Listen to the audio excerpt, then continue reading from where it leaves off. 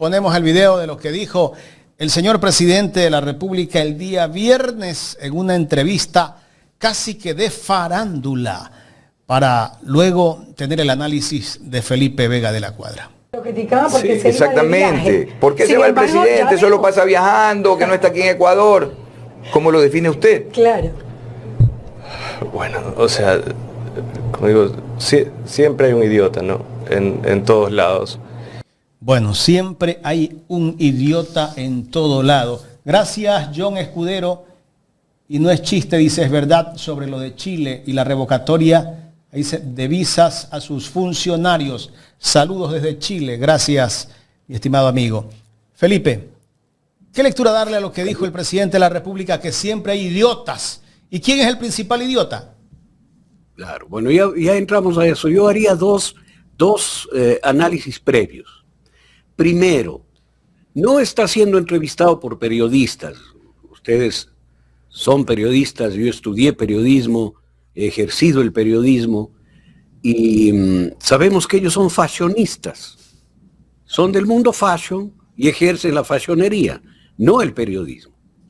Entonces yo les calificaría de fashionistas. El señor presidente normalmente se hace entrevistar por comentaristas deportivos o fashionistas, porque no soportaría el ejercicio del periodismo. Eso es lo primero que diría. Lo segundo, el señor Noboa aparece en una entrevista, o como se llame, pública, cada 4 meses. Por lo tanto, es absolutamente llamativo lo que diga, porque hay un silencio constante de parte de él frente a todos los problemas que vive el Ecuador y los temas de gobierno. Y lo primero que dice es que siempre hay un idiota. Bueno, señor presidente, idiota viene del vocablo griego idiotes. Idiotes en Grecia, y en el vocablo originario de la palabra, se refería a las personas que solo piensan en ellas y que jamás piensan en los demás. Así que el egoísta por antonomasia es un idiota. El que solo piensa en sí mismo. Y usted tiene toda la razón. En el Ecuador hay un idiota, que es usted, que solo piensa en usted. Y si quiere le hago la lista de todos los temas en los que solo piensa en usted. Y no piensa, jamás piensa en los demás. Jamás piensa en el pueblo ecuatoriano. Esa es la definición etimológica de idiota. Así que usted le atinó de centro sin saber. No sé a quién se refería, ¿no? De que siempre hay un idiota. Seguramente... Doctor, quizás se refiere a él mismo, porque las expresiones en campaña de Daniel Noboa fueron las siguientes. Veámoslo para hacer el análisis justamente que usted está haciendo. Les doy un dato, pues, que es importante conocer. 1 hora de vuelo del Falcon 7X, del avión presidencial, equivale a la carrera universitaria completa de un joven ecuatoriano. 1 hora cuesta lo mismo que 4 años de estudio de un joven. Entonces, sin corrupción, sin botar el dinero en obras imaginarias y pues teniendo eficiencia real como Estado, vamos a poderle dar la oportunidad a todos nuestros jóvenes. Bueno, entonces, ¿quién es el idiota, no? ¿Qué pasó? Claro. ¿Quién piensa solo en sí mismo? Porque esa es la definición etimológica de idiota. Entonces el presidente dejó de pensar en el resto y piensa ahora en sí mismo. No, nunca ha pensado en el resto, esa era una mentira de campaña. Tan no piensan en el resto, Carla, que la denuncia que ha hecho nuestra compañera Mónica Luzárraga sobre los terrenos aledaños al Quinto Puente, está demostrando que cambian el diseño del eje que llega al Quinto Puente para beneficiarse él. Cambian los avalúos catastrales de los terrenos que tiene cerca de Puerto Marítimo para beneficiarse él. Y además no beneficia a los demás. No es que suben el avalúo catastral de todos. No, ellos, los pobres, la gente, se queda con un avalúo 5 veces menor al de sus terrenos. ¿No es cierto? Y le importa un pepino que gente con casas de cemento de 2 pisos vayan a recibir $5,000, $10,000 por eso. Pero él sí va a recibir 16 millones más la plusvalía de sus macrolotes. Eso se llama pensar solo en él y utilizar el poder público para beneficiarse personalmente. Esa es la definición etimológica de idiota. Hay que hablar con propiedad en nuestro castellano. Así, pero esto no es todo. Él sigue hablando cosas que valdría la pena analizarlas, Carla, si avanzamos en el video. Sí, doctor. Analizar es justamente esa entrevista que, como usted dice, da cada 4 meses y obviamente con pseudos periodistas, vamos a decirlo así, ¿no? O con supuestos periodistas. Y otra de las cosas que llamó mucho la atención, doctor, es la expresión que hace él del alcalde de la ciudad de Guayaquil, Aquiles Álvarez, y dice que desde que, bueno, que está preso el alcalde criminal, como él lo determinó, ¿no? Han bajado las muertes violentas, la inseguridad en Guayaquil, un 26%. ¿Esto qué es lo que demuestra, doctor? El vivo ataque que hay en contra de un alcalde. Es imposible que baje la inseguridad, empezando por ahí, o sea, ni siquiera es de lógica. En el mismo tono de su pensamiento extraño y descoordinado y desarticulado, que es el que tiene todo el tiempo, ¿no? El señor acusa al alcalde de Guayaquil, primero, de criminal. Y eso es una acusación temeraria, porque el señor alcalde está secuestrado en una cárcel. No hay razón de tenerle preso. Está preso por una orden del presidente, según se entiende. No se entiende de otra forma, ¿no? Y lo segundo, si la lógica absurda de pensamiento que tiene el señor Noboa sería la adecuada, sería aplicable al hecho desde que él es presidente, desde que el señor Noboa es presidente de la República, la tasa de homicidios en el Ecuador por cada 100,000 habitantes subió de 42 a 56. O sea, él es culpable directo de los asesinatos de ese número de personas. Yo diría que por omisión, porque no ha hecho nada. El alcalde de una ciudad no tiene la responsabilidad ni la atribución de la seguridad. Pueden cooperar con los organismos de seguridad, pero no tienen la facultad de luchar contra la delincuencia. ¿Y cuál es el mensaje, doctor? Porque, a ver, en la línea de tiempo, ¿no?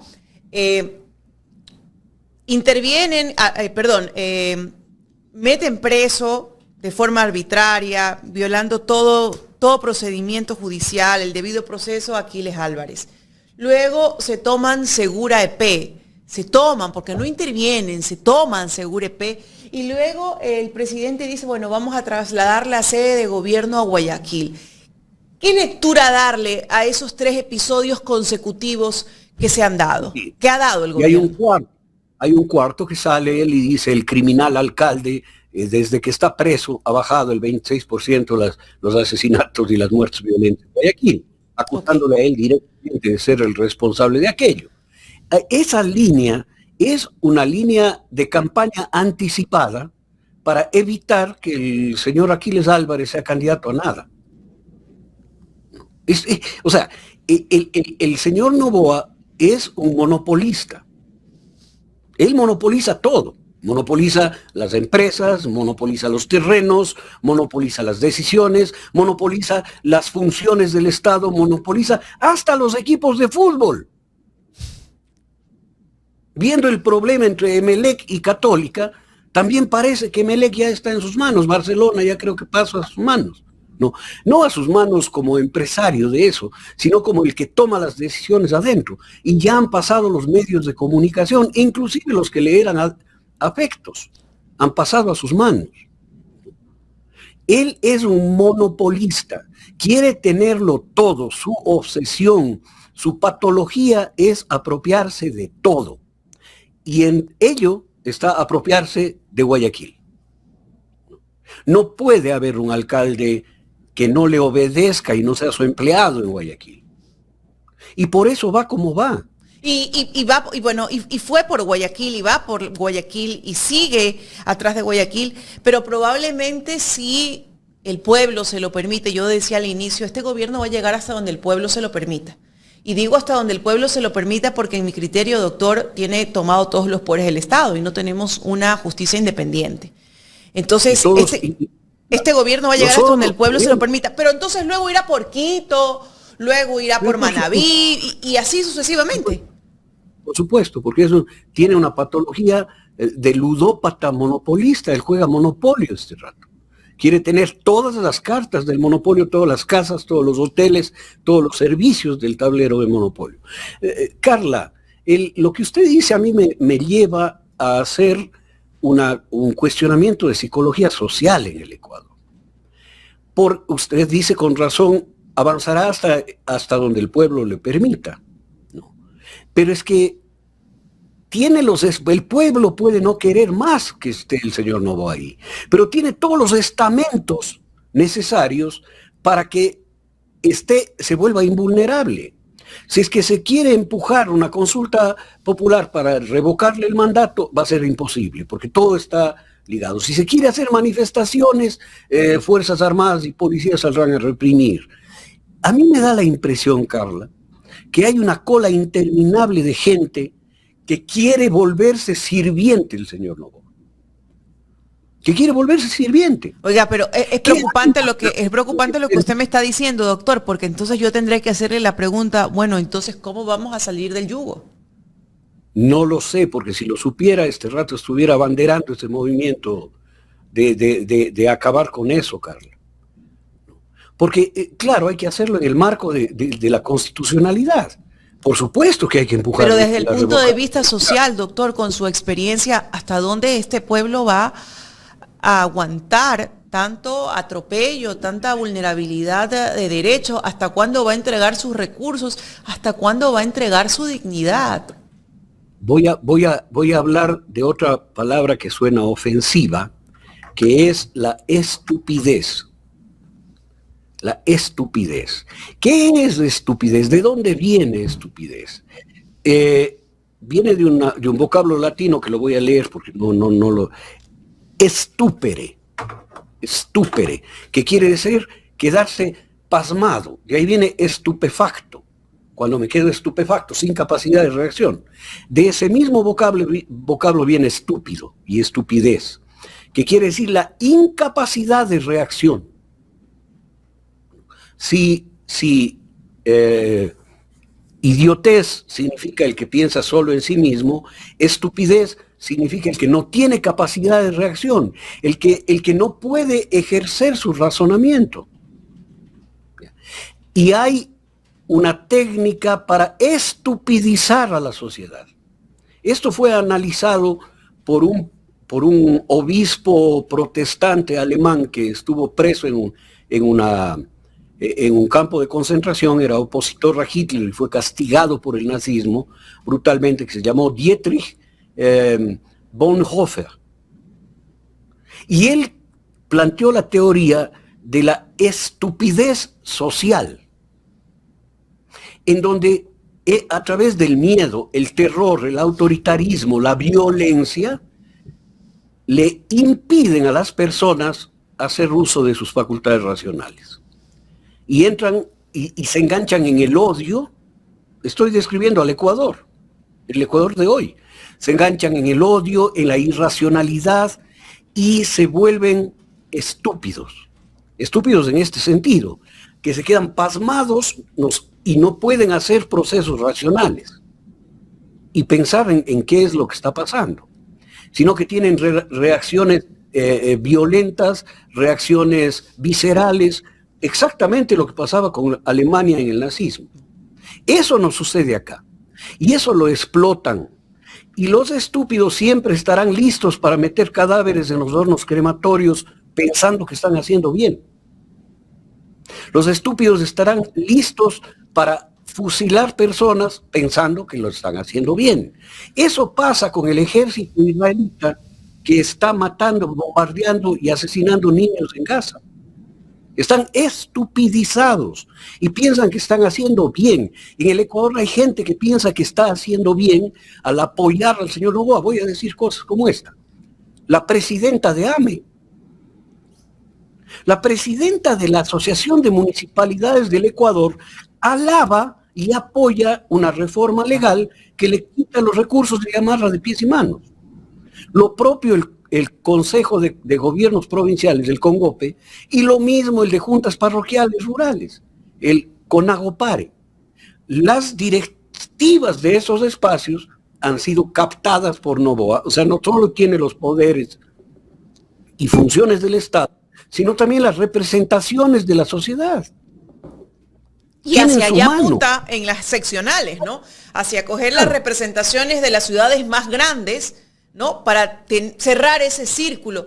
Pero si hacemos esa analogía, doctor, y bueno, como siempre le digo, usted me corrige si estoy equivocada, si hacemos esa analogía de la época nazi acá, ¿cómo terminó la época nazi? A través de una guerra y de muertes. Y eso es lo que tememos los ecuatorianos, porque nos diera la impresión que en cualquier momento vamos a llegar a eso por esa insensatez o, como usted lo ha dicho, por esa estupidez en la que se puede ver envuelto o nos podemos ver envueltos los ecuatorianos. Carla, en los últimos 6 años suman ya 40.000 asesinados en el Ecuador. Eso en Naciones Unidas se convierte en un genocidio. Claro, pero es la delincuencia. No importa quién mata, Carla. Hay 40.000 asesinatos.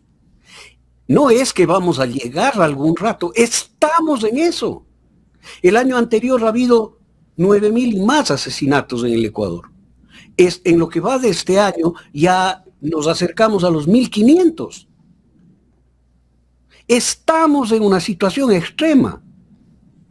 En este momento, en el Ecuador hay 43 desaparecidos, hay asesinatos extrajudiciales, hay presos políticos, hay periodismo perseguido. No es que vamos a llegar a una situación terrible, estamos en una situación terrible. Estamos en un estado terrible que se justifica a sí mismo a través de la estupidez social que ha generado. Mire, es inadmisible, impensable, que la Universidad Técnica del Norte, acá en Imbabura, reciba con alfombra roja para condecorarles al bloque de ADN de la Asamblea Nacional, bloque que ese mismo día le quitó los recursos a la universidad. Y la Universidad Técnica del Norte, lo estoy diciendo con nombre y apellido, les recibió con alfombra roja y les condecoró. Eso se llama estupidez social. Hemos vuelto a besar la mano del que nos cae a latigazos. Hemos retrocedido en el Ecuador 200 años, Carla. Y tenemos otra vez un rey, un virrey en el Ecuador.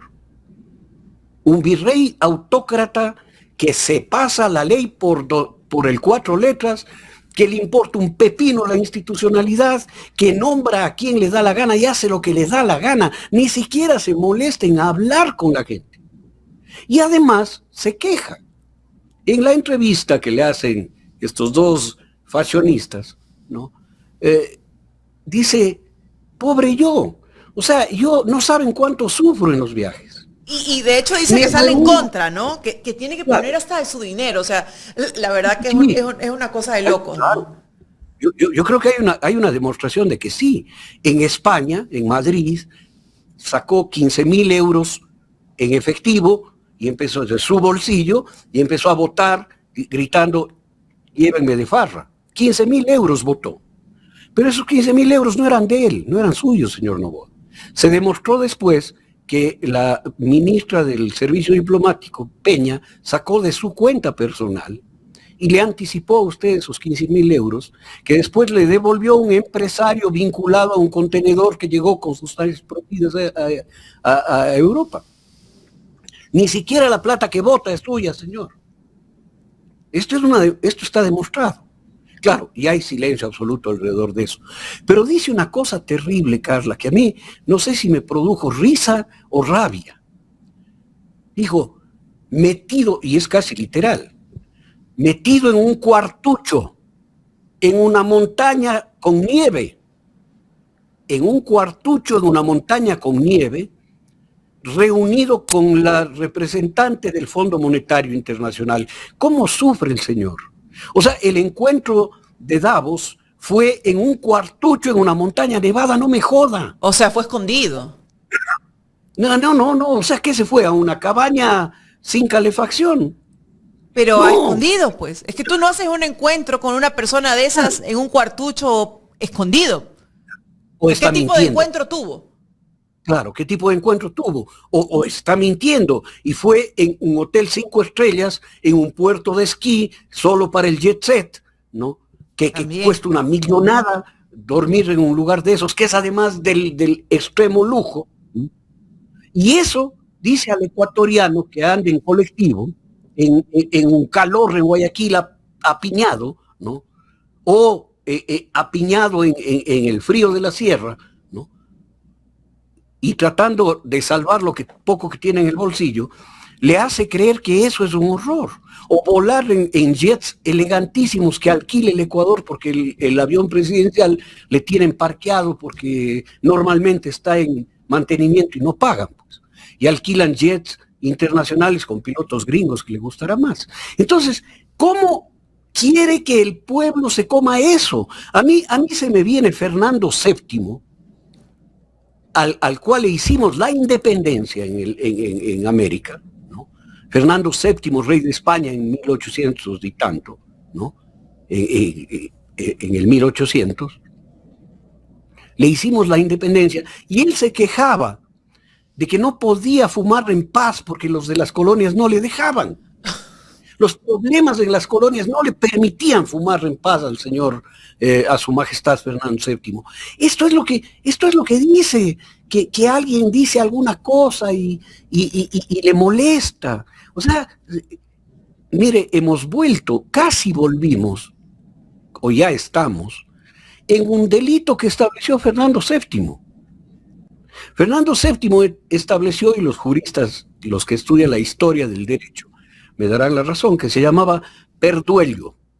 Perduelio era, o perduelio, de las dos formas se puede decir, ¿no? Era el delito de ofensa a su majestad el rey. El que hablaba mal del rey iba a picota y perdía todos sus bienes. Ese delito se castigó. Con ese delito castigaron a los patriotas del 10 de agosto acá en Quito. ¿No? Con ese delito castigaron. Y pretendía Lady Quintiles establecer una ley, una reforma al COIP, que restablecía el perduelio. El que hable mal del señor Noboa se iba preso. O sea, un delito que estableció Fernando VII hacia el 1800. Querían remozarla acá. ¿Por qué razón, Carla? Porque el señor es un tiranuelo, es un reyesuelo. Le criaron como reyesuelo, le trataron como reyesuelo, siempre fue un reyesuelo y ahora es el rey de este territorio que ha vuelto a ser colonia de una familia. O sea, no puede pasar eso, Carlos. Doctor, en torno a eso, a mí se me viene a la mente las palabras que usted nos dijo a nosotros en este espacio informativo cuando se proclamaba el CNE que Daniel Noboa ganó las elecciones. Ya sabemos las inconsistencias que hubieron ahí, pero el CNE lo proclamaba y usted nos decía ciertamente, y tan acertadamente, tengo que decirlo, dijo, solo nos queda la resistencia. Usted lo dijo aquí, primerito, en este espacio. Lo recuerdo tan bien, recuerdo ese día como si fuese ayer. Y efectivamente, nos estamos dando cuenta que solo nos queda la resistencia. Bien, ¿cómo vamos a resistir ahora? Porque la situación de hace 1 año, 2 años no es la misma. Y todos los días, por ejemplo, con la persecución del alcalde de la ciudad de Guayaquil, con el asalto a las instituciones públicas que ni siquiera le pertenecen, que son autónomas, que son parte de los gobiernos autónomos descentralizados, el secuestro, como se lo tiene que denominar o debe denominar, a la prisión de Aquiles Álvarez. ¿Cómo vamos a resistir o cómo resistimos el resto de los ciudadanos? ¿Cómo sigue resistiendo la revolución ciudadana? Y esto se lo pregunto desde el punto de vista de quienes la dirigen, y usted es parte también de ese directorio, ¿no?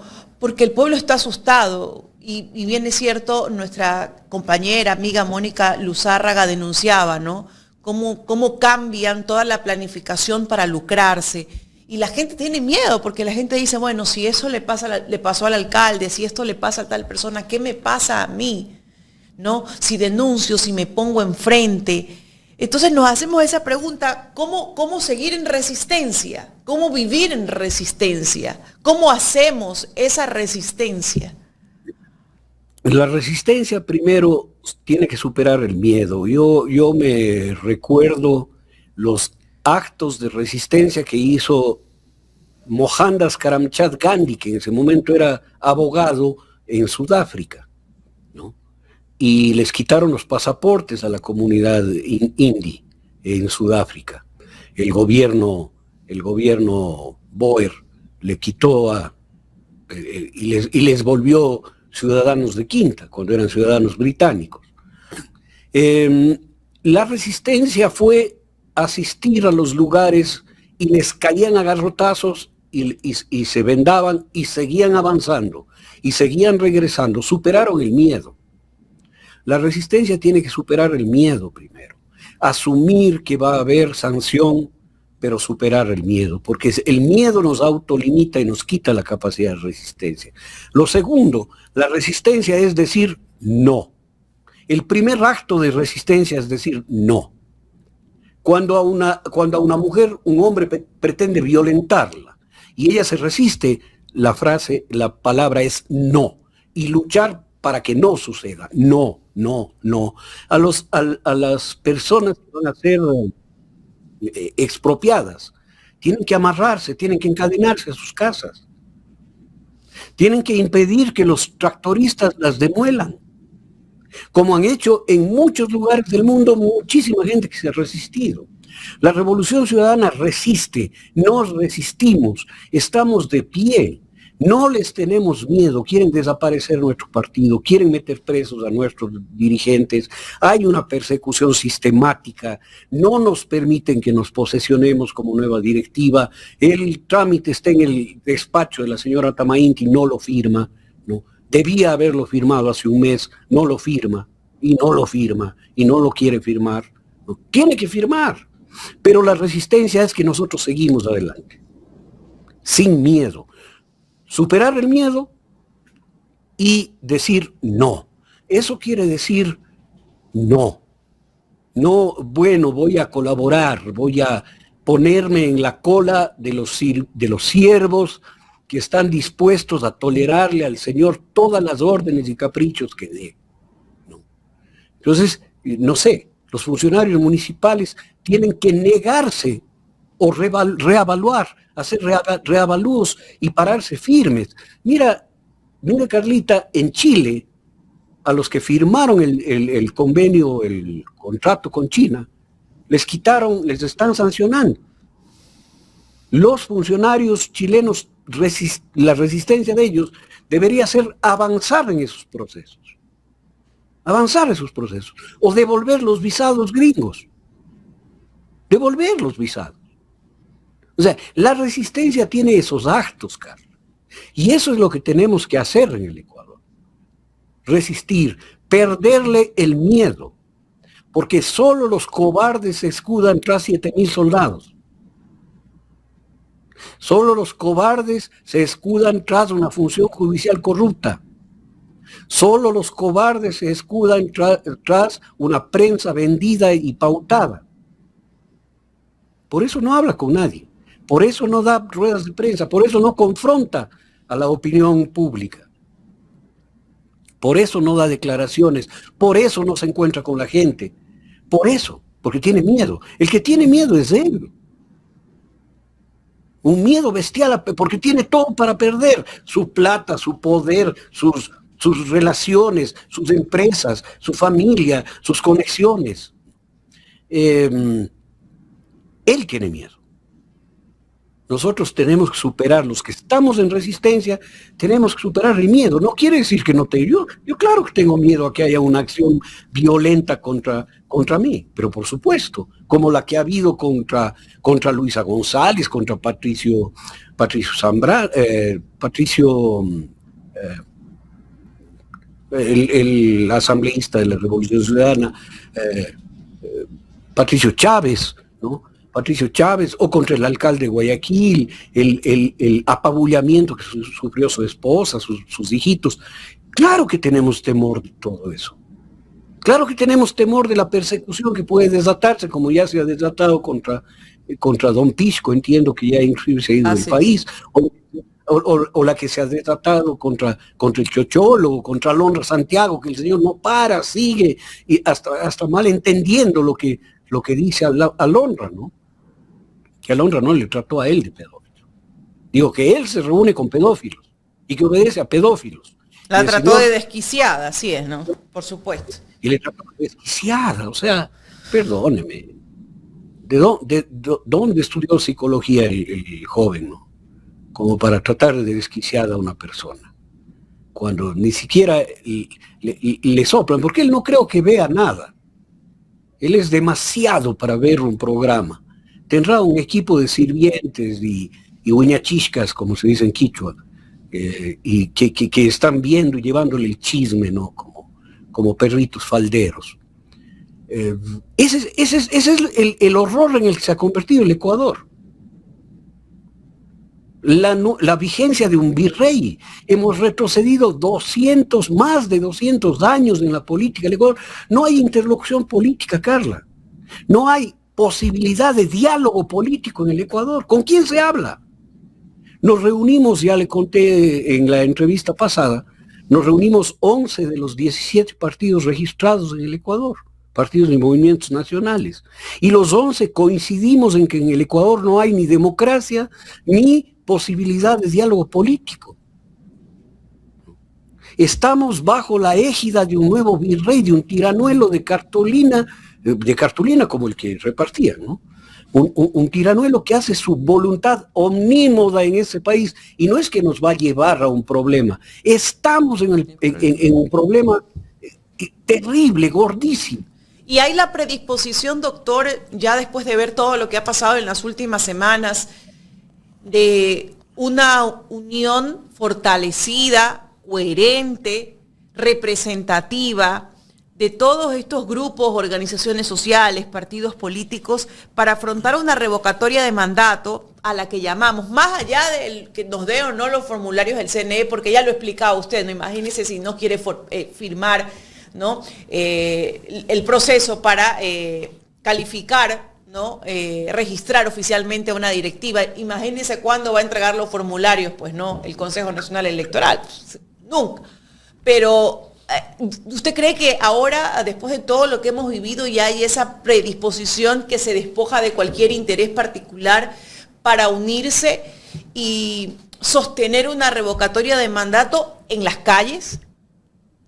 Por supuesto que hay. En el foro, yo personalmente en la mesa de trabajo en la que participé, que trataba los temas de democracia y acción política, de todos los partidos y movimientos, se dejó planteada la vía para la posibilidad de diálogo interpartidista para el tema de la revocatoria, ¿no?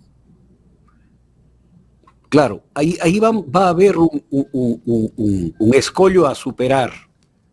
Los movimientos sociales no quieren a los partidos adentro, diciendo que nos aprovecharíamos de la revocatoria. Ese es un pensamiento ulteriorista que no me gusta a mí. ¿No? Pensar que no voy a andar con usted porque usted puede ser que más adelante me dé un golpe en la nuca. No, o sea, así no puedo andar con nadie. Claro. Los movimientos sociales tienen que superar ese prurito de pensar que ellos son los que hacen todo. Mire, Carla y Jaime, el triunfo del no es un triunfo del pueblo ecuatoriano. Pero en ese pueblo ecuatoriano está el movimiento de la Revolución Ciudadana. Militantes sufragaron, votaron por el no, son parte de. Por supuesto, y además con disposiciones claras del movimiento. El movimiento como movimiento no se abanderó de nada, pero la militancia hizo su trabajo. Y yo sostengo firmemente que nuestro 40% de votación dura estuvo allí. O sea, del 60 y pico, el 40 fue el aporte del movimiento de la Revolución Ciudadana. Entonces hay que ir superando esos pruritos de no, ustedes no. Claro, pero por dentro te dicen, sí, ustedes sí, pero no aparezcan. O sea, yo me caso contigo, dormimos juntos, pero tú no apareces como si fueras mi esposa. O sea, no sean pendejos, eso no es estable. Así no funcionan las cosas. Eso es una demostración más de que la interlocución política que está destruida por la derecha también está destruida entre los movimientos y partidos que podemos tener coincidencias de fondo y de perspectiva. O sea, usted es de la visión de que en estos momentos todos necesitamos de todos. Nadie puede ir por separado. Porque sí, es verdad el concepto que tienen, y ese es un concepto que lo implanta la derecha, ¿no? Cuando te dice cualquiera menos el correísmo. No, ellos no, porque, o sea, lo ha venido implantando desde siempre. Y esa ha sido el discurso también de ciertos sectores de la izquierda. Quien sea menos el correísmo. Yo prefiero un banquero que un dictador, decía el señor Carlos Ranulfo Pérez Guartambel, pues, levantándole la mano a Lazo. Agüita Pérez. Claro, es decir, eso ha afectado, ha contagiado a sectores que no deberían contagiarse de aquello. Pero bueno, ese es un tema a superar, porque nosotros sí reconocemos claramente quién es el enemigo. Que hay un enemigo de clase, que hay un enemigo, el enemigo es la oligarquía, el imperialismo, ¿no? Ese es el enemigo del pueblo ecuatoriano. Pero estas personas, como Yacu Pérez, Felipe, ¿de qué lado están en el fondo? O sea, son de izquierda, pero como decía Febres Cordero, comen con la derecha. Oiga, yo que le conozco a Carlos Ranulfo Pérez Guartambel desde hace muchísimo tiempo, desde la universidad, ¿no? Cuando él estudiaba Derecho, me da la impresión que Febres Cordero tiene razón con él. Él habla con la izquierda, pero come con la derecha. Uh-huh. O de no, explíqueme, Jaime, por qué razón el señor Guillermo Lasso Mendoza estuvo en la segunda vuelta contra Andrés Arauz, ¿no? Si él quedó en tercer lugar. Y después se quedó callado. ¿Qué hizo Carlos Pérez al respecto? No peleó. No peleó. Le entregó el segundo lugar. Uh-huh. Entonces, a mí que no me vengan con boleros, pues. Aquí hay acciones reales. Si la izquierda llega al segundo lugar para un balotaje final para la presidencia, defiende ese sitio, ese puesto con uñas y dientes. Claro. Y no se sienta sonreído con el tercero y se hace al lado y le entrega la posibilidad que cambió la historia del país. Entonces, cuando a mí me hablan del señor, yo pongo todo bajo agua regia, como hacen los joyeros, ¿no? Los joyeros, cuando le traen algo y le dicen esto es de oro, ellos le ponen una gota de agua regia, que es una mezcla de ácido clorhídrico y ácido nítrico y sulfúrico, y le ponen una gota para ver si es que se corroe, no es oro. Entonces yo al señor Pérez le pongo bajo agua regia siempre, ¿no? Claro. Está muy bien, me parece muy buena su descripción, Felipe. Felipe, Daniel Noboa, después de la consulta que perdió 4-0 y que todavía no sale a reconocer ese 4-0, cuando él ganó la vez anterior dijo que él sabía leer los resultados, pero en esta última contienda no supo leer los resultados. Perdió, y de manera contundente. Pero después de esa derrota de Daniel Noboa, se desapareció unos días, empezó el 2026. Resulta que Noboa ahora quiere mostrar que tiene respaldo utilizando a las Fuerzas Armadas, a la policía, dizque poniendo mano dura, que combate a la delincuencia, que está haciendo todo lo posible para mejorar las condiciones de seguridad de este país, pero la realidad es otra. Todos lo sabemos, ¿no? Sabemos que la única obra que ha hecho él es la cárcel del Encuentro, porque no hay más obras en temas de salud, de educación. ¿Por qué Noboa tiene esa manera de gobernar con el miedo? ¿Qué logra hacer con eso, Felipe? A ver, logra todo lo que quiera, porque él tiene mentalidad de guardaespaldas. Él ha sido criado por sus guardaespaldas y no piensa de otra forma. Él no ha tenido tutores políticos. ¿Por qué Alejandro el Grande, Alejandro Magno, fue uno de los conquistadores, rey, conquistador que gobernó el mundo?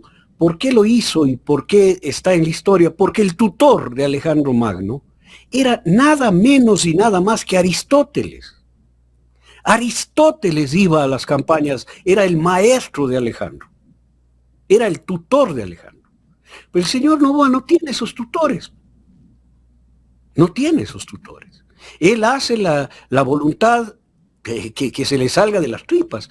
¿Cómo lo hacía? Para mí la comparación perfecta es Alfonso VII,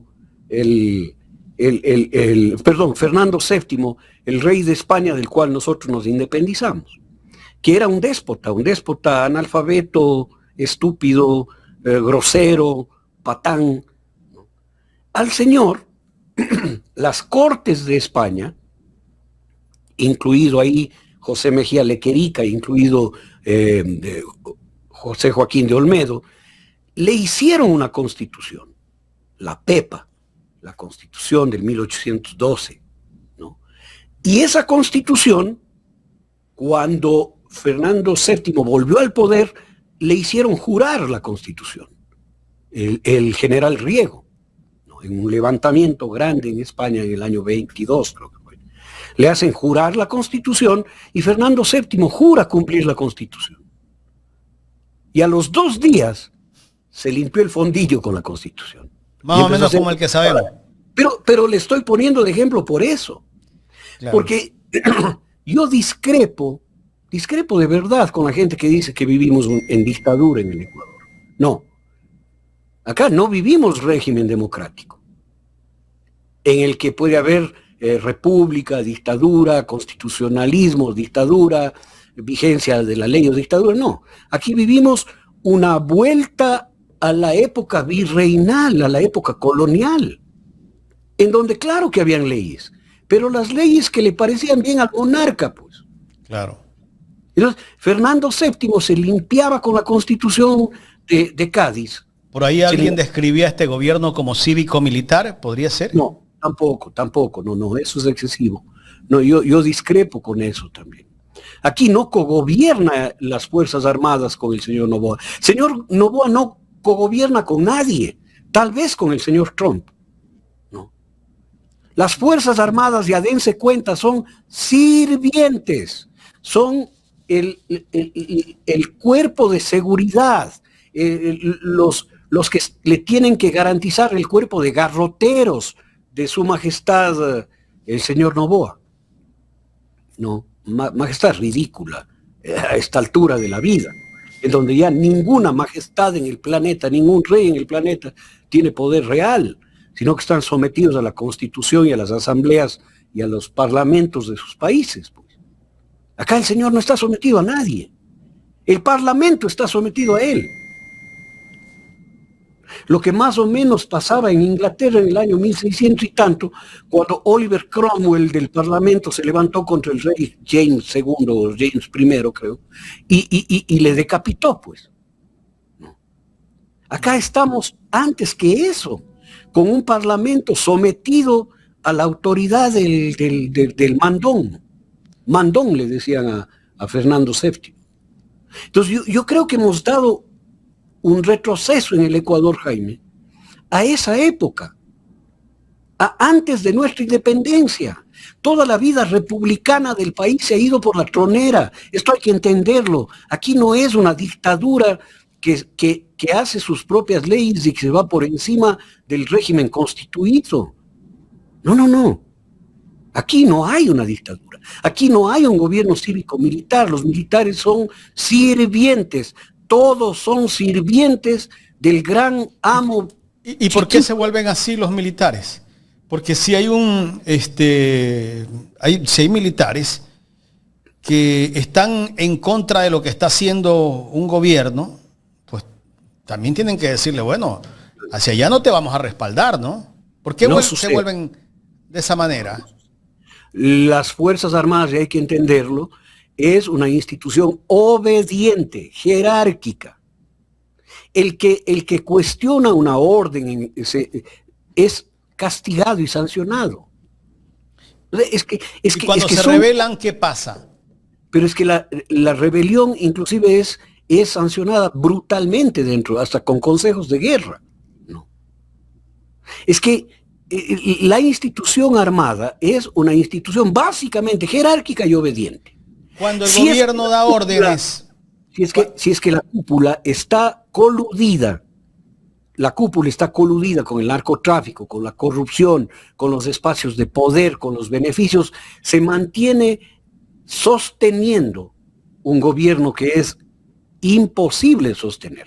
Mire, Jaime, las Fuerzas Armadas jugaron papeles importantísimos en la caída de Abdalá Bucaram. Yo mismo estuve protestando en Cuenca y pusimos candado en la zona militar y el general Yandún estaba tras la puerta. Y el general Yandún hablaba con nosotros y decía, nosotros no estamos de acuerdo con esto.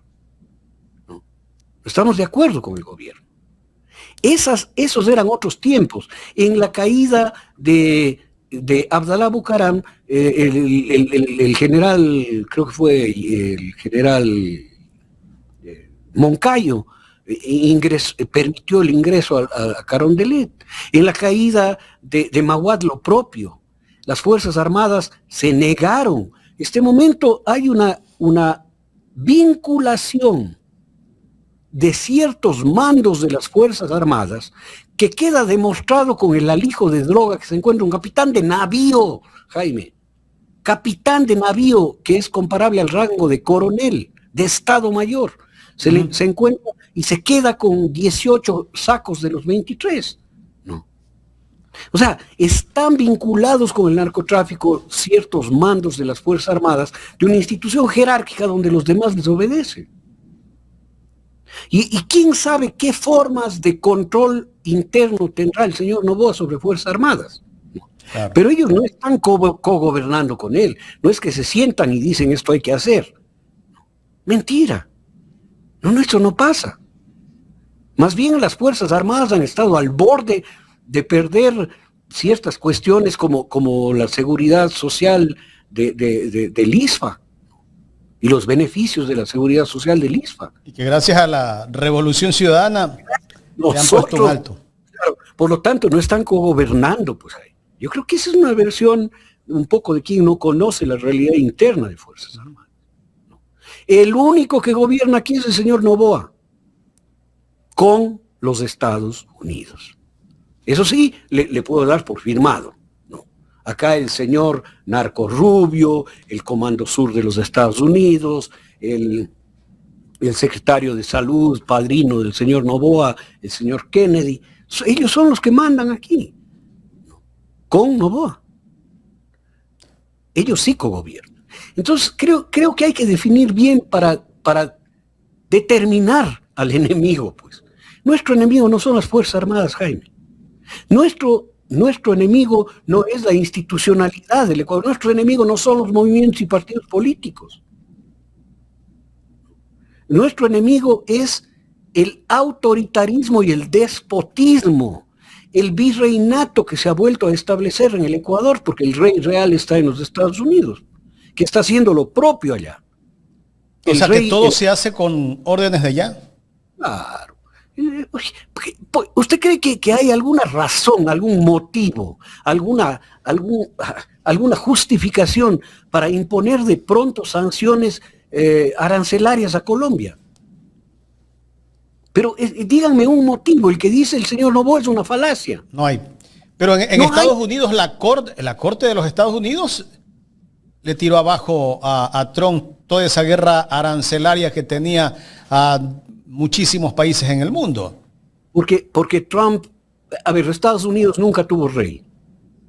Ni siquiera el rey Jorge de Y está Inglaterra que era rey. da pataletas de este Trump. Claro. Entonces el sistema democrático de los Estados Unidos está curado contra autoritarismos extremos, ¿no?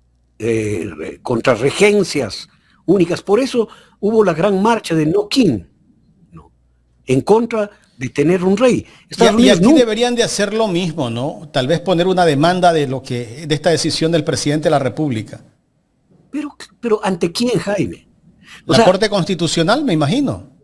Pero la Corte Constitucional, que son los colegas o ex colegas del señor Herrería Bonet, que es el secretario jurídico de la presidencia. O sea, todo está conectado, todo está amarrado, todo está amañado. Y no se dice la verdad, como dice... Y no se dice la verdad. Como dice el santo ahora, claro, o decía... Oscar Arnulfo Romero. Oscar Arnulfo Romero, ¿no? No se dice, todo está amañado, todo está amarrado, y no se dice la verdad, ¿no? Es verdad. Entonces, ¿hacia dónde viramos los ojos, Jaime? Hacia la única opción, que es la gente y la resistencia de la pueblo. gente. El pueblo. ¿No? O sea, Guayaquil, el guayaquileño, el pueblo de Guayaquil, tiene que defender a sus conciudadanos del Guasmo. Tienen que defenderlos. Lo que denuncia Mónica Luzárraga, ¿no? Que se van a hacer expropiar 2 macrolotes donde antes solo afectaba a 40 familias. 40 familias. Desviaron el puente para hacerse expropiar 2 macrolotes. Solo uno vale 16 millones de dólares.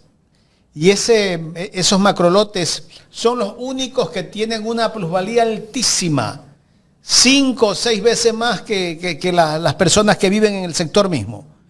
Pero los que viven por el sector, creo que por cada casita de 2 pisos le van a dar 15 mil dólares. Pero a ellos... 16 millones. Pero, y no es que les expropian el lote entero, pues. Una franja. Nada les más. hacen una vía de 26 metros que cruza el lote, le revalorizan y además le pagan. O sea, eso solo hacía el virreinato de Lima en nuestras tierras, hermano. Solo ellos hacían. Así cualquiera se hace millonario. Pero por supuesto, Jaime, el juramento de que él iba a hacer más plata que su abuelo está cumplido ya. En apenas 2 años. Pero sí lo escuchó el día viernes en la entrevista farandulera. Que dijo que su familia, él y su familia han trabajado durante 85 años para tener todo lo que tienen. O sea, él nos da a entender que ha trabajado 85 años, pero tengo entendido que tiene 38, ¿no? 38 años. Y nunca ha trabajado, pues, Jaime. Perdóneme. Era alumno del colegio alemán. Nunca ha trabajado en su vida. Lo que se ha hecho es negocios truchos. Y que no me diga que no, ahí está la gasolinera con su hermano. O sea, no me estoy inventando nada. Noboa Trading. Claro, Noboa Trading. Y si Noboa Trading fuera de la oposición, ¿qué habría pasado en este momento? Ya hace rato estuviera... Le hace falta contestar, Jaime, es una respuesta que sabe todo el Ecuador. Estuvieran presos, expropiados, fusilados, expatriados, entregados a los Estados Unidos, estuvieran presos en una cárcel de seguridad. O sea, Ellos, su familia, sus allegados, los trabajadores, los empleados, los socios, los que les compraban, los que les vendían y los vecinos, todo el mundo estuviera ahí. Pero acá no pasa nada. O sea, la dueña del un macrolote que denuncia Mónica Luzárraga, es la directora de ADN que estaba acusada de vinculaciones con el narcotráfico. Luisa González lo dijo en el debate, con documentos, ¿no? Y después le dijeron que le retiraron la acusación fiscal, diciendo que no hay que le archivaron el caso. Le archivaron el caso, ¿no? La denuncia. ¿Y ahí por qué no ha pasado nada? Y al señor que le acusaron de poner la bomba y que le visitó en la casa el vehículo Porsche Cayenne de Industrial Molinera, también le dijeron que no había pruebas y que no podían abrir el teléfono. Y sin embargo, todos los teléfonos que han agarrado de todo el mundo te los han abierto. O sea, pero oye, es que vivimos ya en la sinrazón más extrema, ¿no? En la sinrazón más extrema, Jaime. La gente, el pueblo ecuatoriano, tiene clara conciencia de que esto pasa. Por esa razón, el señor Noboa ya está entre los 10 peores mandatarios, peor calificados en el continente, ¿no? En la recta final, mi estimado Felipe, ¿qué va a pasar cuando vuelva el Estado de Derecho a nuestro país? Cuando ya no esté Noboa. El Estado de Derecho, la democracia, la política, el régimen político, la institucionalidad, no va a volver de golpe y porrazo, Jaime. Este va a ser un proceso lento. Hemos perdido una década, más de una década en estos últimos 2 años. Pero todos los que han abusado del poder, ¿qué les puede pasar? A ver, lo primero que yo diría es que aquí en el Ecuador hay que hacer comisiones de la verdad. Como se hizo en Argentina, luego de la dictadura del militar que mató a más de 30.000 jóvenes. Como no se hizo en Chile, debería haberse hecho. Como se hizo en Sudáfrica, ¿no? Comisiones de la verdad que desentrañen toda la brutalidad de los gobiernos y la corrupción de los gobiernos del señor Moreno, Lasso y Noboa. Y eso va a significar limpiar las heridas que tiene este país, buscar la reconciliación como se hizo en Sudáfrica, no entre ellos, no con ellos. Con el señor Moreno es imposible reconciliarse, porque es un delincuente. Entre ecuatorianos y ecuatorianas. Restañar heridas, sanar rupturas, luchar y extirpar la delincuencia, el crimen organizado y el narcotráfico en este país, porque mientras tengamos eso, no vamos a poder recomponernos. Por lo tanto, Jaime, estamos hablando de un proceso de recuperación de una nación casi en estado de cadáver. Hay que volver a la vida a este país. No es un proceso de, ahora gana fulanito de tal la presidencia y mañana ya estamos bien. No es cierto. No es cierto. La lucha contra todo lo que se ha permitido en el Ecuador, porque el señor Noboa, el señor Lasso y el señor Moreno permitieron el crecimiento del crimen organizado bajo el pretexto de que la culpa es de Correa, porque se reivindicó a 2 o 3 pandilleros juveniles de Guayaquil con la hermana, ¿cómo se llama? La monjita de Guayaquil, la Sor, ya se me ha ido hasta el nombre. El Simonje. No, el Simonje. Bueno, que siempre ha estado en el tema carcelario y de los pandilleros. Ella fue la que planteó la cosa y después sacó la mano y se hizo la loca con todo esto, ¿no? Y permitió que se le acuse al gobierno de Correa de ser el culpable de la delincuencia. Ya déjense de boberías. Reivindicar a 2 muchachos o 3 muchachos adolescentes hace, ¿cuántos años? Casi 20. Curvelos, si no me equivoco. Nelsa Curvelo. Nelsa Curvelo. La hermana Nelsa Curvelo fue la de la idea. Ella hacía la reinserción de las pandillas en Guayaquil. Y que fue un muy buen programa, además. Y porque uno de ellos no se reinsertó, entonces la culpa es de Correa. Y no es responsabilidad de la ex ministra de gobierno, le dicen bala plomo, María Paula Romo, ¿no?, que permitió el ingreso de la delincuencia a la policía, pues. Y que se ensamble la delincuencia con la policía. Uh-huh. ¿O no está la comandante general de esa época en problemas muy serios por el tema? Y está escapada del país. Es que toda esta gente, todo el fascismo, piensa en que si un joven está metido en drogas, se ha desviado y tiene 17 años, para ellos lo más fácil es que lo desaparezcan, ¿no? No claro. Rehabilitarlo, ¿no? Piensan a la sociedad. Piensan que volviendo asesino al pueblo, pues se soluciona el problema, ¿no? Imagínese usted. ¿Quién piensa eso? Los peores consumidores de sustancias prohibidas, pues. Pero que mandan a comprar con el chofer, pues. Sí. No roban para comprar esas sustancias. Pero miren lo que está pasando en las cárceles, Felipe.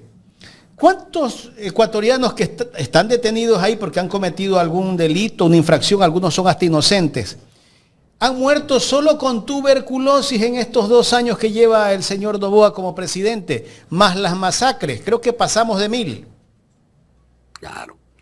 Y si usted le oye al señor Reinberg hablando de esa miserable cárcel del encuentro, ¿no?, con un cinismo digno de ser llevado por delitos de lesa humanidad ante la Corte Penal de La Haya, dice, bueno, ahí están, pues, y leen, no, ¿para qué? No.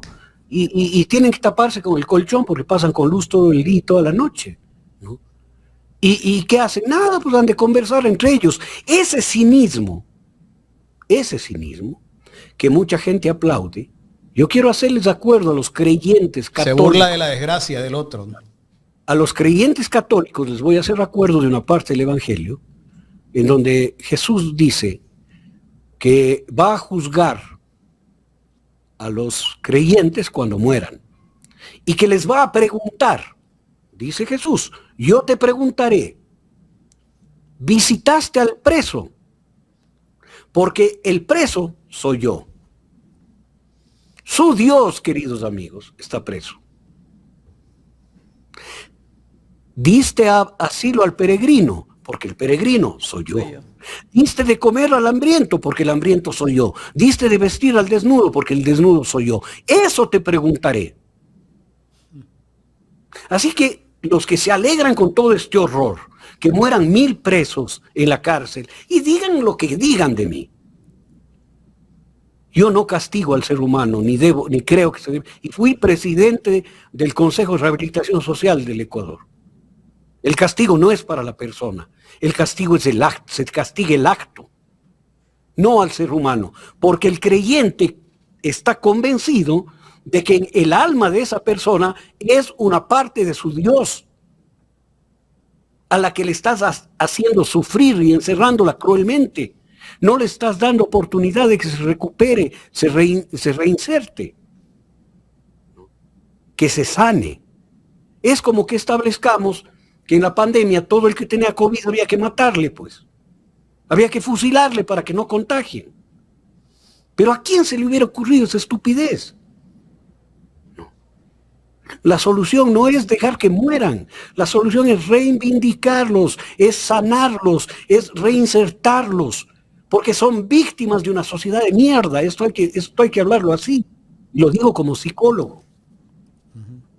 ¿No? Una sociedad en donde los peores delincuentes son los que van a la isla de Epstein y violan niños y niñas y se comen sus cuerpos, carajo, caníbales.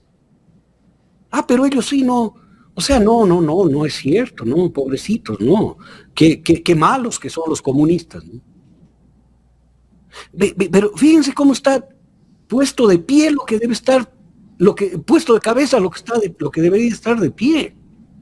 No puede ser que una sociedad se alegre de que hayan 1000 muertos por tuberculosis en las cárceles, de que hayan casi 1000 asesinados en masacres, que hayan muertos de hambre en las cárceles, cuyo contrato lleva una de las de alimentación, lleva una de las empresas familiares del señor Noboa. No. ¿Quién da de comer en las cárceles? Nos da el ordeño. ¿No fue eso un problema que fue denunciado aquí en el Ecuador? Bueno, o sea, ¿dónde estamos? ¿Dónde estamos? ¿Y qué hace la gente? No puede ser que la estupidez social siga reinando en el Ecuador y sigamos diciendo, bien hecho que se mueran. Todos ellos tienen una madre. ¿Qué tiene que ver la madre en un delito? Mucho peor si son inocentes, están injustamente encarcelados, porque aquí hay una justicia miserable que cobra por todo, y es gente pobre la que no puede pagar eso, porque los aniñados perfumados y de corbata, no de corbatín, de corbata, andan libres pues, haciendo trafacías, robos, muertes, y consumen y todo, no pasa nada. Y no pasa nada. Entonces no podemos alegrarnos. Esto es demostración de que nuestra sociedad está enferma, Jaime y Carla. Realmente enferma. Y esa enfermedad nos tiene con el gobierno que nos tiene, con los gobiernos que nos tienen. Ahora, la gente está sanando, claro que sí. La gente está saliendo de estos círculos. Pero se encuentra con un muro. ¿Cómo hacemos para cambiar la realidad? Resistiendo. Y ahora nos encontramos que nos quieren volver a la época de la esclavitud, pero moderna esta vez, ¿no? Quieren ponernos 12 horas de trabajo y todavía esas otras 4 horas ni siquiera te las quieren pagar como extras. Y te quieren hacer trabajar 6 días a la semana. Pero si ese es el sueño húmedo de la clase empresarial ecuatoriana. Basta ver a la presidenta de la asociación empresarial, o como se llame, Cámara Empresarial en Quito, cómo celebra este acuerdo ministerial del gobierno. Porque ahí sí está otra vez la definición de idiota. Todo para mí, nada para los demás. Entonces, si son trabajadores que reviéntales, págales poco, quítales las prestaciones. Oye, Jaime, es el ahorro del trabajador y de la trabajadora ecuatoriana el que genera los fondos que maneja el BIES. Y han cogido plata esa para hacer una campaña demagógica de créditos hipotecarios al 2%, con la plata de los afiliados. A los afiliados no nos dan crédito hipotecario. Con nuestra propia... Eso es desestabilizar a la institución, doctor, me parece. Eso es hacer lo que le dé la gana. Él es el dueño de todo. Alguien me comentaba que algún rato saldrá la realidad del Banco del Pacífico. ¿Cómo han cogido los fondos del Banco del Pacífico como les ha dado la gana? ¿No? Para uso de personal del grupo de ellos. Para sostener a los medios de comunicación pautados también. Claro, es decir, no, pero créditos millonarios. ¿No? No, pues también sale la pauta de ahí, ¿eh? Y pauta millonaria. O sea, esto es exactamente lo que pasaba con el virrey dueño de estas tierras. Le pregunto yo, le hago una pregunta siempre, ¿no? Y lo comentaba en Ex. ¿Por qué Noboa no entrega créditos del Banco Litoral a esa tasa de interés? Porque no le conviene, no es su plata. Porque es su plata. Claro. Él lo que quiere es más plata. Sí, y pues, es más... Y se hace una promoción.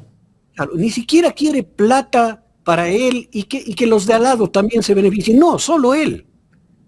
Por eso están avaluados los predios al lado del predio de él, en el puerto marítimo de Guayaquil, 5 veces menos, para que ellos no ganen. Esa es la mentalidad que tienen.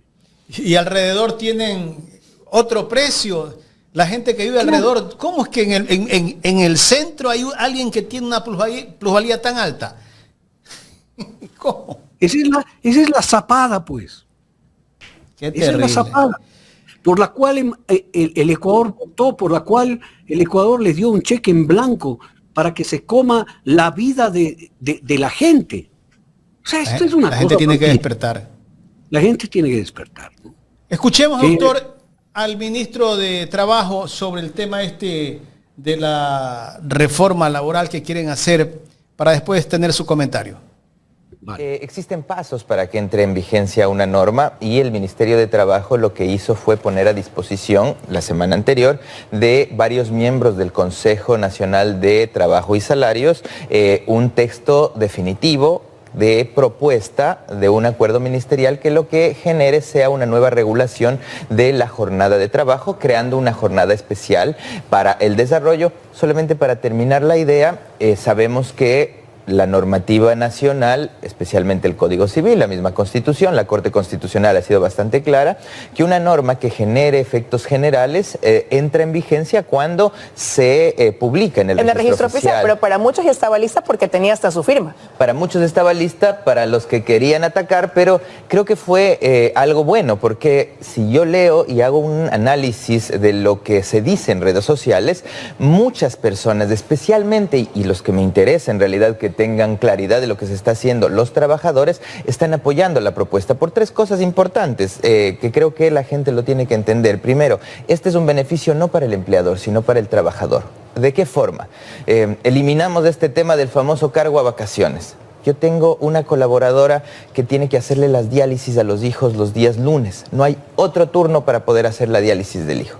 Puedo conversar con mi empleador y decirle, mira, yo necesito tener, si bien 2 días seguidos de descanso, puedo trabajar hasta el sábado y dame a mí la posibilidad de que domingo y lunes pueda tener libre. Pero manteniendo esta norma de que se deben completar las 40 horas de trabajo. No estamos afectando el Código de Trabajo. El Código de Trabajo está muy claro, 40 horas a la semana, 8 horas diarias, 2 horas extra que se podrían aumentar, que pueden ser pagadas a través de dinero o, de ser el caso con esta normativa, lo que se puede hacer es pagarlo con tiempo, que es lo más valioso que tenemos los seres humanos. El tiempo, es decir, si yo quiero trabajar hasta 10 horas diarias, puedo trabajar 4 días y tener 3 días de descanso. Hasta 10 horas diarias, pero surgían otras preguntas. Decían qué va a pasar con estas horas extraordinarias o suplementarias. ¿Qué va a pasar con ese tema, el pago de las mismas? No es que no se pagan, lo que damos es una nueva opción de que esas horas puedan ser compensadas con tiempo de descanso.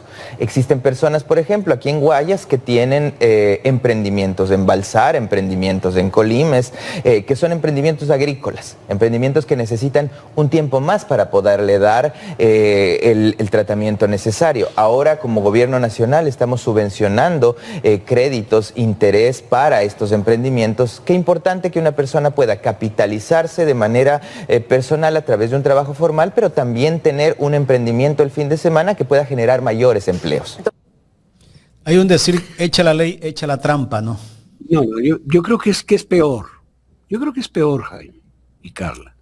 Yo le escucho a este señor, ya como hombre viejo que soy, y me da la impresión de un alumno de 2º grado de escuela, el niño Harold, ¿no?, que se robó la plata que colaboró todo el grado para el paseo de fin de año y se llevó la plata.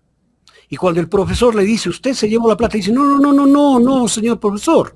Nosotros cogimos esa plata porque no debía estar aquí en el grado, porque podía entrar un ladrón. Ah, eso hizo. ¿Y dónde está la plata?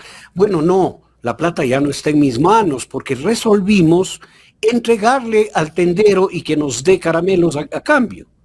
Porque usted sabe que los niños debemos chupar caramelos. O sea, el tipo está diciendo que esto debe aplicarse porque si una madre de familia tiene que hacerle diálisis al hijo y tiene que llevarle el lunes, entonces puede decirle al empleador, ¿sabe qué? Dame el lunes y yo te trabajo el sábado. Este soquete no sabe que eso es una calamidad doméstica, que tiene que tener permiso obligatorio. Así es. ¿No? Y es ministro de Trabajo, o sea, este soquete. La mujer que se embaraza y le toca ir a dar a luz también tiene que acogerse a eso y después pagar. Claro. Y yo tengo un emprendimiento en Balsar.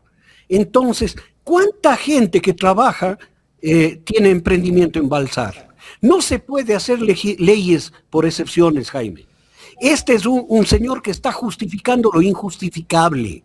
Hizo el decreto, firmó el decreto, sacó el decreto, y este vato dice, no, era un borrador definitivo. Los borradores nunca son definitivos. Los borradores no llevan firma. Los borradores, es que solo entra en vigencia cuando se publique en el registro, y no se ha publicado. O sea, no me robé la plata del grado. ¿Y por qué no lo publicaron? Porque cayeron en cuenta el Ecuador entero lo que estaban haciendo. Sintieron la reacción de la gente. Pero por supuesto. Pero lo van a intentar hacer de nuevo. Pero claro. Y esto está prohibido por la consulta popular que hicimos en otra ocasión, que se le dijo no al trabajo por horas. En la primera consulta del señor, en donde se dijo no al trabajo por horas. Entonces, Jaime y Carla, estamos ante una casta de administradores, empleados, sirvientes del señor Noboa, porque el señor Burbano es un sirviente, el señor Noboa es de su tierra, doctora. La tierra da de todo, como la mata da de todo. Claro. Pero usted también tiene raíces guayaquileñas también, doctor. Tengo raíces guayaquileñas, la mitad de mi sangre es guayaca. ¿No? Pero la mata da de todo. Ahora, este es uno de los tantos administradores del Ecuador, de los tantos sirvientes del señor Noboa. Es que más allá de lo que pueda decir el señor Burbano, doctor, el gobierno hace caso omiso a la decisión popular. No es la primera, le hemos dicho 2 veces no a la consulta, a la reforma laboral en las diferentes consultas populares. Son 2 veces. Lo que pasa es que con estos mensajes... Fernando VII ante la Constitución española, ante la Pepa, que le importó un pepino la Pepa. No. Eso es. Y tenía un montón de Harolds burbanos, el señor Fernando VII, que también hacían lo mismo, y mentían, y daban las vueltas, y el conde Ruiz de Castilla era como este, y Arréchaga, el fiscal, era como este, y terminaron matando a nuestros héroes en el cuartel real de Lima, en la masacre del 2 de agosto. Es exactamente lo mismo. Está repitiéndose la historia en el Ecuador. Pero sepa, señor Noboa, que los mandones fueron expulsados de estas tierras hace 200 años por el pueblo llano. El pueblo se levantó. Y la historia se repite completa. Claro. No. Pero ya no forcen más a este pobre pueblo ecuatoriano. No les reten más. Y no ve lo que quieren hacer también con la atención de los médicos. De 20 minutos quieren bajar a 10 minutos. Esa es otra también. Eso es ¿Qué puede hacer un médico en 10 minutos? Decirle que vaya a las clínicas del señor Lama, seguramente. Porque si se espera ahí... Allá te atienden una hora cuando es particular. Es que no hay otra. Aquí está la dirección, vaya allá y pida cita. Exacto, ahí está la dirección, vaya allá, porque no hay otra. Claro. Eso es lo que hacen las tiranías. Mire, las dictaduras militares en el Ecuador hicieron todo lo contrario. La Contraloría es creada por la dictadura. El Código de Trabajo es creado por la dictadura. Guillermo Rodríguez Lara. Rodríguez Lara nacionalizó el petróleo.